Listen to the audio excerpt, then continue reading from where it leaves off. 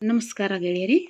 ಇಂದಿನ ವಿಡಿಯೋದಲ್ಲಿ ನಾವು ಕನ್ನಡದಲ್ಲಿ ಬರುವಂಥ ಸ್ವಂತ ವಾಕ್ಯಗಳು, ಕೆಲವೊಂದು ಪದಗಳ ಸ್ವಂತ ವಾಕ್ಯಗಳನ್ನು ಯಾವ ರೀತಿ ರಚನೆ ಮಾಡೋದು ಅನ್ನೋದ್ರ ಬಗ್ಗೆ ತಿಳ್ಕೊಳ್ಳೋಣ. ಸ್ವಂತ ವಾಕ್ಯಗಳು. ಮೊದಲನೇದಾಗಿ ಇಲ್ಲಿ ಮೌಲ್ಯ.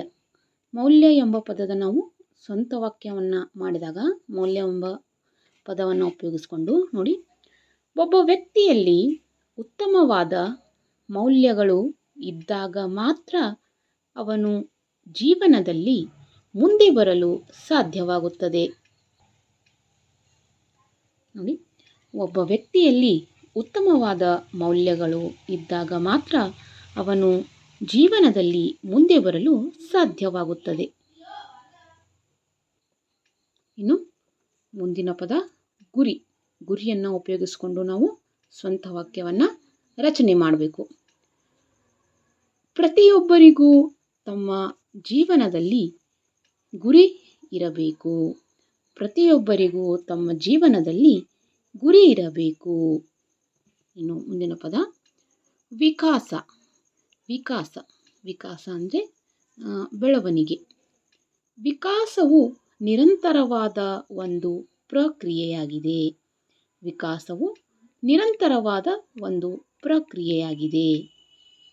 ನೋಡಿ, ಇನ್ನು ಮುಂದಿನ ಪದ ಅನುಭವ. ಅನುಭವವನ್ನು ಉಪಯೋಗಿಸಿಕೊಂಡು ನಾವು ಸ್ವಂತ ವಾಕ್ಯವನ್ನು ಮಾಡಿದಾಗ, ನಾನು ಮೈಸೂರು ಅರಮನೆಗೆ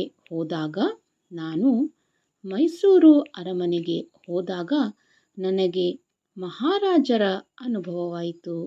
ನನಗೆ ಮಹಾರಾಜರ ಅನುಭವವಾಯಿತು. ಮುಂದಿನ ಪದ ಮಾರ್ಗದರ್ಶನ. ಮಾರ್ಗದರ್ಶನ. ಹಿರಿಯರ ಮಾರ್ಗದರ್ಶನ ಪಡೆದಾಗ ಮಾತ್ರ ನಾವು ಯಶಸ್ಸು ಹೊಂದಲು ಸಾಧ್ಯ. ಹಿರಿಯರ ಮಾರ್ಗದರ್ಶನ ಪಡೆದಾಗ ಮಾತ್ರ ನಾವು ಯಶಸ್ಸು ಹೊಂದಲು ಸಾಧ್ಯ. ಮುಂದಿನ ಪದ ಶಿಕ್ಷಣ. ನೋಡಿ, ಇವು ಇಲ್ಲಿ ನಾನು ಉಪಯೋಗಿಸುವಂಥ ಎಲ್ಲ ಪದಗಳು ಯುನೀಕ್ ಆಗಿರುವಂಥ ಪದಗಳು, ಕಾಮನ್ ಆಗಿಲ್ಲ. ಇವು ಬೇರೆ ಬೇರೆ ಪದಗಳಾಗಿವೆ. ಅಂದರೆ ಈಗ ಶಿಕ್ಷಣವನ್ನು ನಾವು ಉಪಯೋಗಿಸಿಕೊಂಡು ಸ್ವಂತ ವಾಕ್ಯವನ್ನು ಮಾಡಿದಾಗ, ಶಿಕ್ಷಣವು ಒಬ್ಬ ವ್ಯಕ್ತಿಯನ್ನು ಸನ್ಮಾರ್ಗದ ಕಡೆ ಕೊಂಡೊಯ್ಯುವ ಒಂದು ಸಾಧನ. ಶಿಕ್ಷಣವು ಒಬ್ಬ ವ್ಯಕ್ತಿಯನ್ನು ಸನ್ಮಾರ್ಗದ ಕಡೆ ಕೊಂಡೊಯ್ಯುವ ಒಂದು ಸಾಧನ. ನೋಡಿ, ಮುಂದೆ ಸಾಧನೆ. ಸಾಧನೆ. ಜೀವನದಲ್ಲಿ ಏನನ್ನಾದರೂ ಸಾಧನೆ ಮಾಡುವ ಛಲ ಹೊಂದಿರಬೇಕು. ಜೀವನದಲ್ಲಿ ಏನನ್ನಾದರೂ ಸಾಧನೆ ಮಾಡುವ ಛಲ ಹೊಂದಿರಬೇಕು. ಮುಂದಿನ ಪದ ಜ್ಞಾನ. ಜ್ಞಾನ.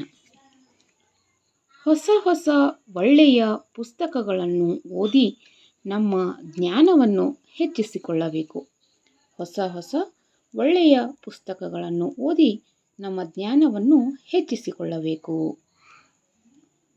ಇನ್ನು ಮುಂದಿನ ಪದ ಪ್ರಯೋಜನ.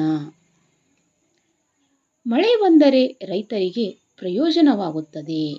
ಮಳೆ ಬಂದರೆ ರೈತರಿಗೆ ಪ್ರಯೋಜನವಾಗುತ್ತದೆ. ಇನ್ನು ವಿಶೇಷ. ನಮ್ಮೂರ ಜಾತ್ರೆಯಲ್ಲಿ ಗೊಂಬೆ ಕುಣಿತ ತುಂಬ ವಿಶೇಷವಾಗಿತ್ತು. ನಮ್ಮೂರ ಜಾತ್ರೆಯಲ್ಲಿ ಗೊಂಬೆ ಕುಣಿತ ತುಂಬ ವಿಶೇಷವಾಗಿತ್ತು. ಇದಿಷ್ಟು ಕೆಲವೊಂದು